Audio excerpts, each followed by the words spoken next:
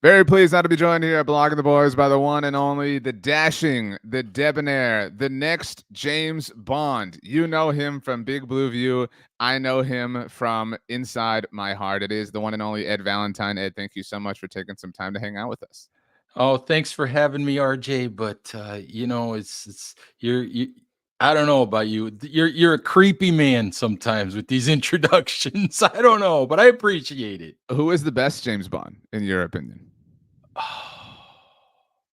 I don't even know. I don't even know. I don't. I honestly lost track of the last few, to be honest with you. Yeah, I'll say, I mean, like, it's difficult. I think I think people would say Sean Connery is probably the best. But Pierce Brosnan was Bond, in Hmm. my youth. You know what I mean? So like, you Hmm. kind of like, he'll always be James Bond. I mean, Daniel Craig was I guess fine. I always think of Sean Connery, but Yeah. Well, some people say that you're the Sean Connery of SB Nation. You know what I mean? So just I'm the old guy of SB Nation. I know that much. how about this? Well, and we'll take this to our next all hands. You're the Sean Connery of SB Nation. I'm the Pierce Brosnan of SB Nation. We'll just That kind of live works. and operate that way. Okay, great. That works. Ed is the main man over at Big Blue View, SB Nation's New York Giants website. Everybody check them out. Everybody follow Ed. We're obviously chatting because the Cowboys and Giants play on Thursday Night Football this week. I was on Ed's show over on the Big Blue View YouTube channel. Everybody can go watch that. And I told you there, Ed, that I am all out of sorts because the first Thursday game the Cowboys usually play, sometimes they do a second, but it's always Thanksgiving. And we'll see you then. We'll get to hear about your plans for the holiday, obviously. But doing this in September feels very strange and very awkward. I don't like it. The Giants played early on Thursday Night Football last year against the Niners. Did not go well. So, yeah, this is weird. I don't like it one bit. Well, what feels really weird, RJ, what feels really weird is that this feels like a game that the Giants are 4.5 point underdogs, but this feels like a game where the Giants have an opportunity. Dallas coming off two, back-to-back losses at home. Doesn't seem like it's a feel-good time for the Cowboys at all. Giants coming off their only victory of the season, but didn't play badly against Washington, which the Commanders suddenly actually look like a real team. Right. Giants got blown out by Minnesota, and people were like, what the heck is that? But Minnesota looks like a real team too. So there's just this tiny shred of optimism, of hopeful, let's say hopefulness in Giants Nation. So this game feels a little bit weird because it feels like a chance for the Giants. Yeah, I completely buy that, obviously, and the Cowboys are on the complete and total opposite side of that kind of spectrum.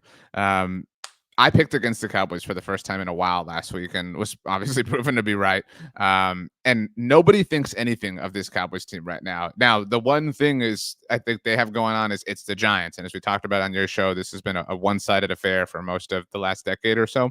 And so, but in that same sense, losing here would be this, oh my gosh, like we've fully lost this, because now you've, of all things, lost to the Giants. And the fact that I do view this, sometimes sports all coalesce. The Yankees are hot right now. I know that everybody's talking about Shohei, and that pisses off you Aaron Judge loyalists, but that being said, with it being Yankees time, the Jets are obviously thriving right now. Had their own win on Thursday Night Football last week. Like, I could remember, to our high annoyance, how much the sports world talked about Philadelphia 2 years ago when the Eagles and Phillies were having their runs. The Phillies run that my Astros ended, by the way.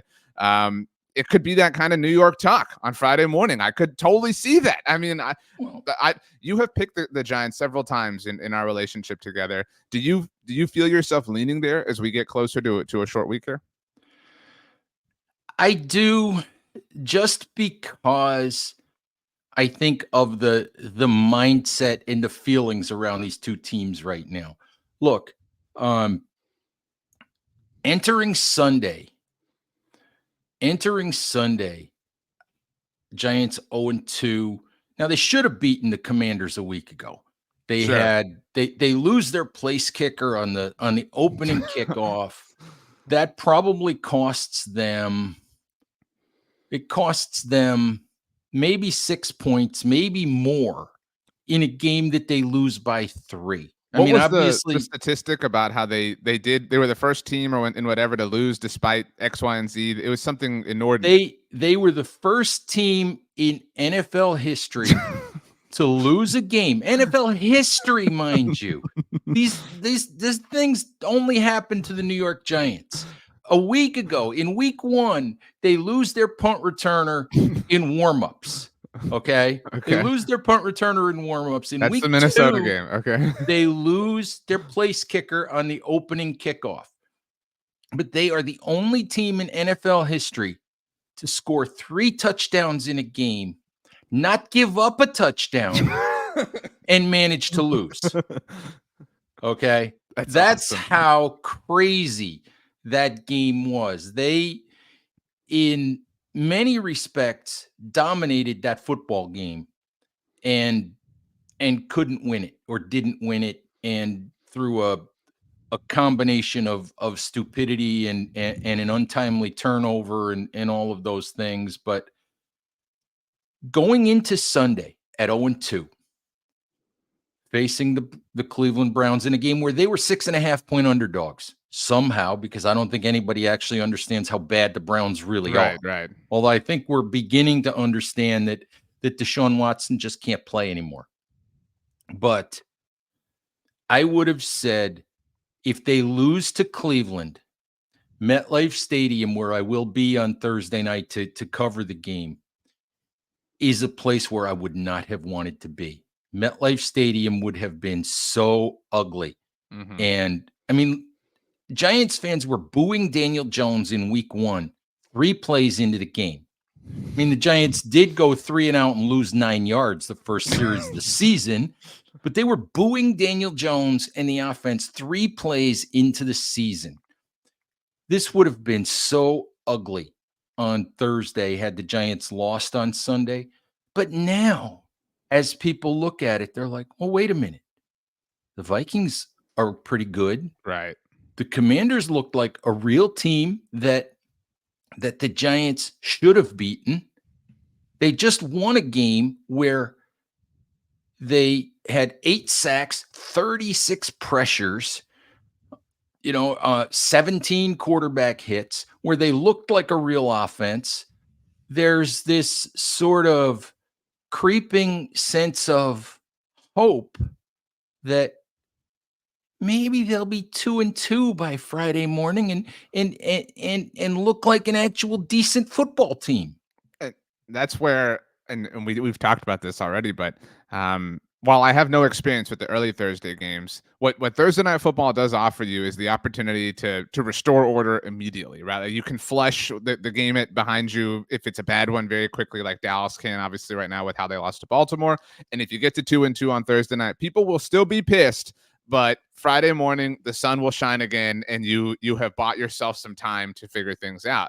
And to your point, I'm picking the Cowboys. I told you this on your show, to be clear, because how can you not? You've mentioned this 13 out of 14 of the last games that they've played, Dallas has won, and I'm going to lean that direction. But I will say, what terrifies me relative to this game is the vibes. Did you happen to see that Mike McCarthy snapped at a reporter on Monday afternoon?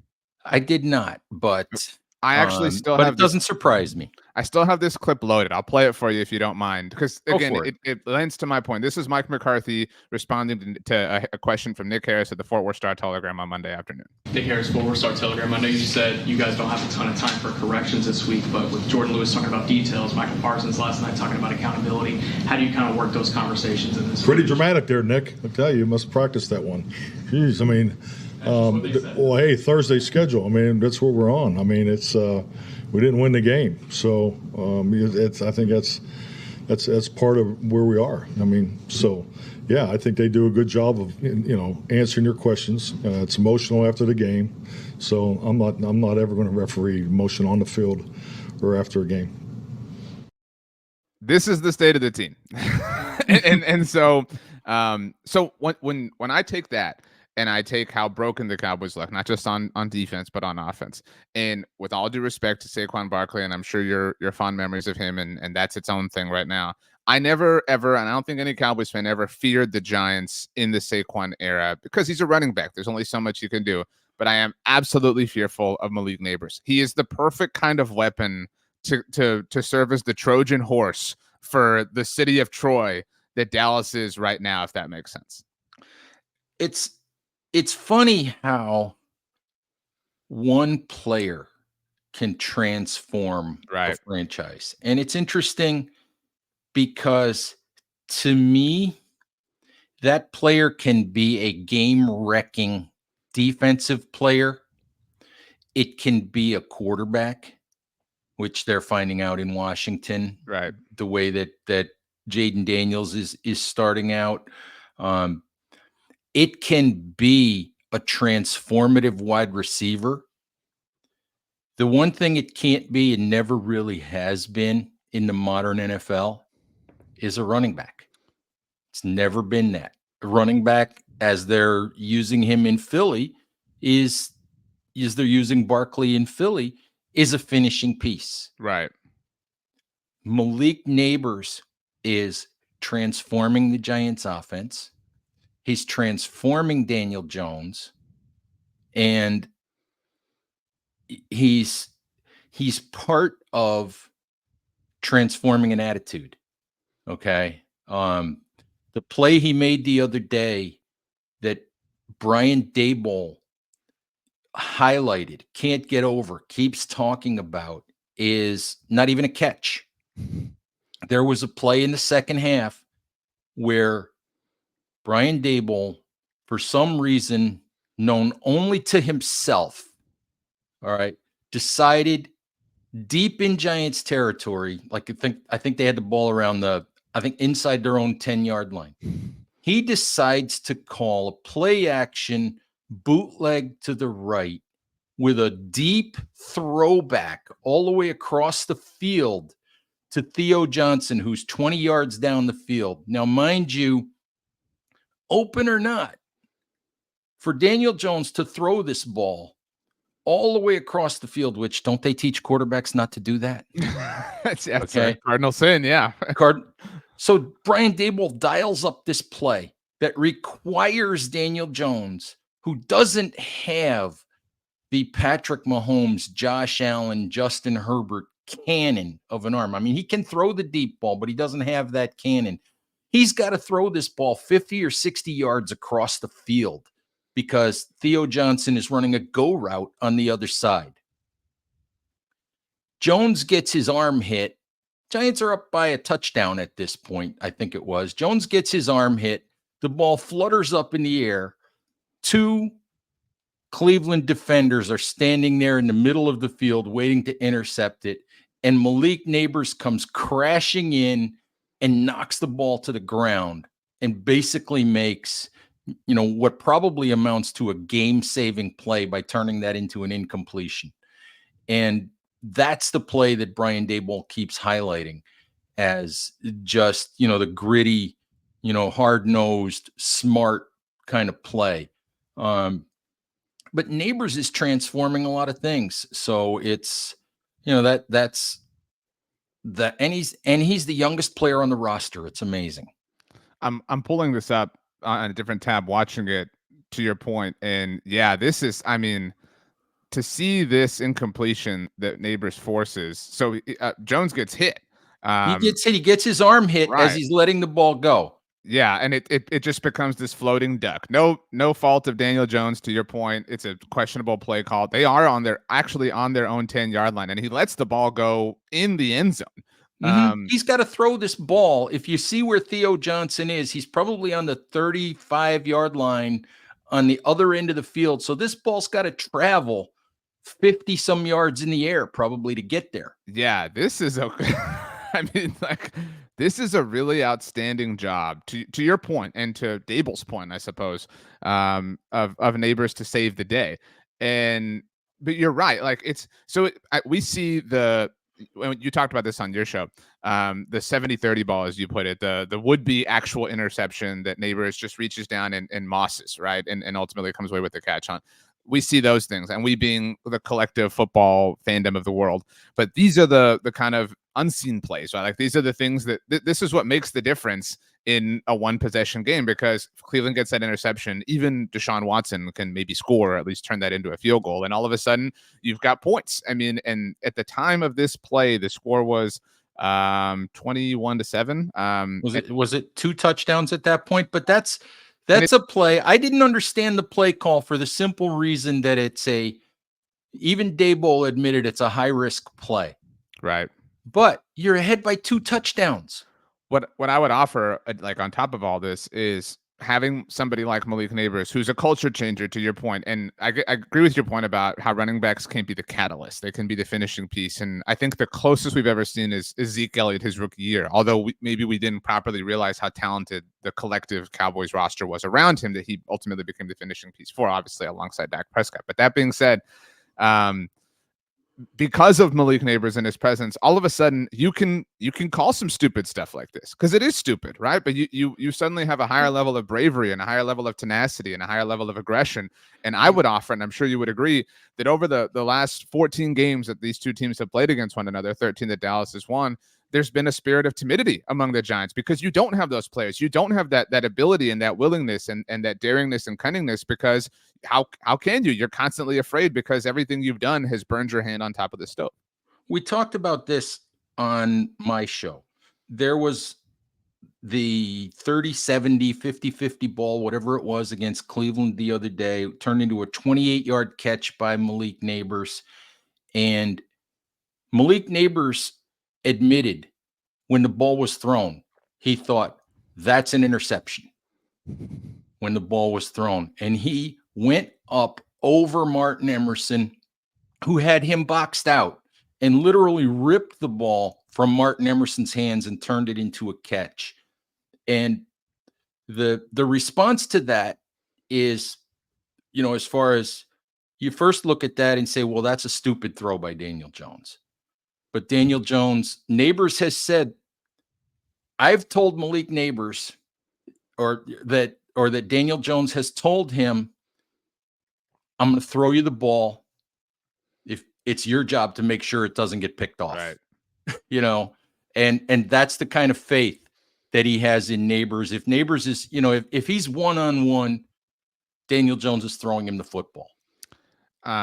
I'm very scared of Malik Nabers, if that isn't obvious. I have one on the Giants defense before I get your prediction and we get out of here. I interviewed Kayvon Thibodeau at the Super Bowl. And we Still talked jealous. we talked about this at the time. Super fun, super interesting. There's no doubt about that. Super eclectic personality. It does seem like he has maybe worn on some Giants fans. There was the he had a snapping moment himself, right? A few weeks ago. And there was also the not really referring to Washington as a rivalry thing that kind of rubbed some people the wrong way. Again, I'm not here to make a mountain out of those molehills. But your thoughts on the Giants defense as a whole and Kayvon Thibodeau, because he seems like he would be the flashpoint person for the Cowboys to have to worry about on Thursday. Well, let me start with Thibodeau in particular. Thibodeau, he's a good player who's maybe not as good as he thinks he is. Okay. He says he wants to be talked about. He wants to be a legend. He wants the single season sack record. He wants to be one of those legends. He's in his 3rd year in the league and he's already worrying about his legacy and all that. Good player, not as good as he thinks he is. The guy who makes that Giants defense go is Dexter Lawrence. Sure. He's the center point of everything, and fast becoming not only the best defensive player the Giants have, but the leader of that football team. The guy that holds everybody to a standard. But the Giants, Wink Martindale was the defensive coordinator the last 2 years, and obviously the Martindale-Daboll relationship ended. I think they probably should have ended in a WWE ring somewhere, maybe, or in a mud pit or something. Right. God knows, but a cage match for sure. Yeah, cage match, steel cage. But Shane Bowen, former Tennessee coordinator, is a different guy, and yet he runs more of a traditional defense, tries, wants the 4-man rush, all that kind of stuff. But he threw caution to the wind against Cleveland. All kinds of credit to Shane Bowen for looking at a team that had a tattered offensive line and a struggling quarterback and just sending 5 and 6 guys at him, on more than half the plays. The problem that the Giants have defensively that everybody recognizes is if their front 7 doesn't do damage, their secondary is very vulnerable.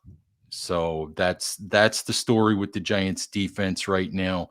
Tay Banks, second-year corner, is theoretically their number 1 corner. And I think his passer rating against right now is something like 130, 129.2, something like that. It's not good. I love Tay. Tay and I both went to the University of Maryland. So I always have a soft spot for those Maryland guys.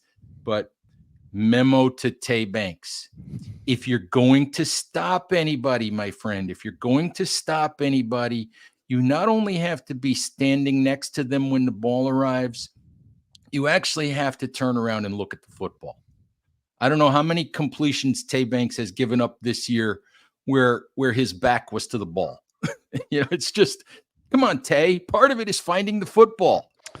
That is an important quality, certainly among any position in the game. That's a good assessment, and particularly on Thibodeau, it's interesting, and I'm very fascinated to see where contract talks reach with him in the offseason. But that's a conversation for another day. I mentioned predictions. Are you going to do it? Are you going to take the Giants? I mean, if not now, when? Because we're bordering past the point where it could be considered an upset, So this is your last chance, I think, to really get a mount for your office, so to speak. Look, I almost have to, but I'm going to say this. We've had 3 games so far this season. A Big Blue View staff member has not yet picked a Giants game correctly in 3 games. We have 6 people picking games, and you've clean all swept all 6 of them. Picked the Giants to win week 1. All 6 picked the Giants to win week 2, and all 6 picked the Giants to lose week 3. Okay. So I'm leaving myself an out here. If somehow all 5 of the other guys pick the Cowboys to win, I will pick the Giants to win. If all 5 pick the Giants to win, I will pick Dallas.